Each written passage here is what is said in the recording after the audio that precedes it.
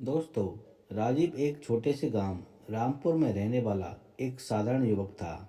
उसे हमेशा लगता था कि उसकी किस्मत खराब है।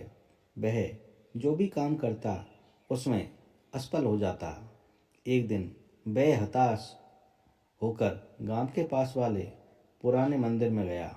वहां उसने भगवान से शिकायत की, मेरी जिंदगी में सब गलत क्यों होता है। तभी मंदिर में से एक धीमी आवाज़ आई, अगर तुम अपनी किस्मत बदलना चाहते हो तो नदी के किनारे वाले पीपल के पेड़ के नीचे जाओ। वहाँ तुम्हें तुम्हारा जवाब मिलेगा। राजीव घबराया, लेकिन उत्सुकता भी थी। वह तुरंत नदी के किनारे पहुंचा। वहाँ उसे एक बूढ़ा साधु बैठा हुआ दिखाई दिया। साधु ने मुस्कुराकर पूछा, क्या तुम अपनी किस्मत बदलना चाहते हो? राजीव ने तुरंत सिर हिलाया। साधु ने कहा, अगर तुम्हें सफलता चाहिए तो अपने गांव के सबसे गरीब आदमी की मदद करो, लेकिन इसमें एक शर्त है। जब तुम उसकी मदद करोगे तो तुम्हें कभी उसे यह बताना नहीं है कि मदद तुमने की है।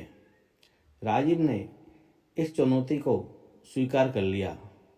उसने धीरे धीरे गांव में घूमना शुरू किया और यह पता लगाया कि सबसे गरीब आदमी मोहन नाम का एक लकड़हारा था। मोहन की पत्नी बीमार थी और घर में खाने तक के पैसे नहीं थे। राजीव ने छुपकर मदद करने की एक योजना बनाई। वह रात में मोहन के दरवाजे पर अनाज की बोरी रख देता। कभी उसके बीमार बच्चे के लिए दवा छूट जाता। कुछ ही महीनों में मोहन की जिंदगी बदल गई।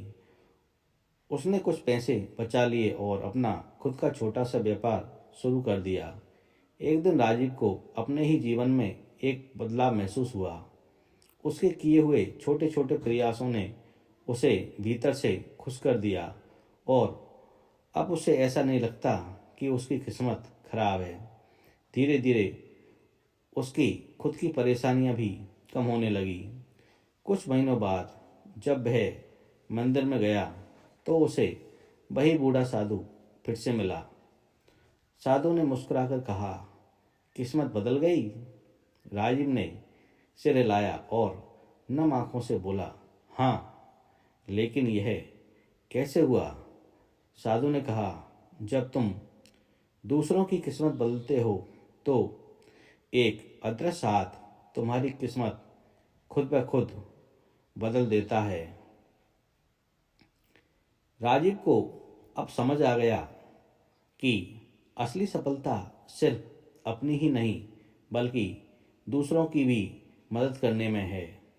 इस कहानी से हमें दोस्तों ये सीख मिलती है कि हम जब निस्वार्थ भाव से किसी की मदद करते हैं तो हमें अपनी ही जिंदगी में एक सकारात्मक बदलाव देखने को मिलता है। दोस्तों, आपको ये कहानी कैसी लगी?